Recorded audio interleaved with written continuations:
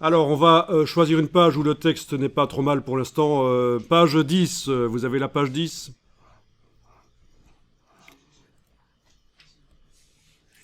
Donc, c'est un bloc où le texte commence là. C'est pas une suite, c'est pas un chaînage d'un bloc qui serait sur une page précédente.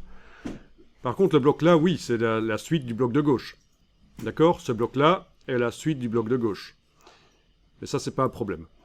Alors, donc sur ce bloc ici, on va indiquer que le premier paragraphe va avoir une lettrine.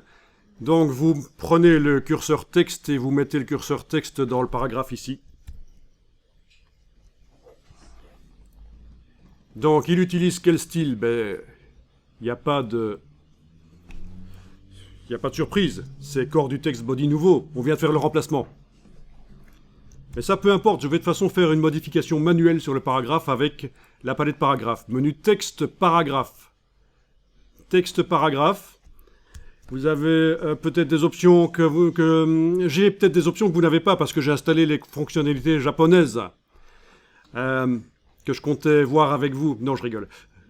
Je ne vais pas devenir fou.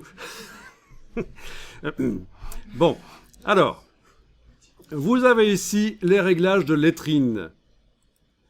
Voilà. 2 lignes, une lettrine de 2 lignes. Ah ben oui, c'est magique. D'accord? Bon, le nombre de caractères qui participent à la lettrine, c'est un peu foireux. On va laisser 1. Alors, le problème, c'est que j'aimerais avoir une lettrine qui déborde par le dessus.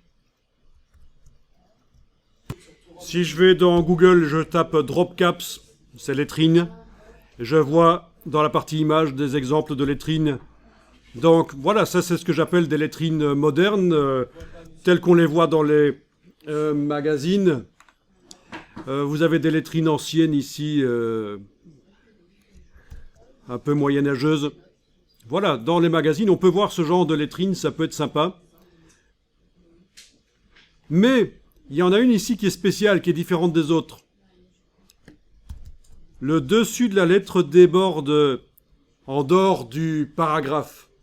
Et ça, dans InDesign, c'est pas prévu de le faire d'office. Il faut hacker InDesign. Et c'est ce que nous allons faire.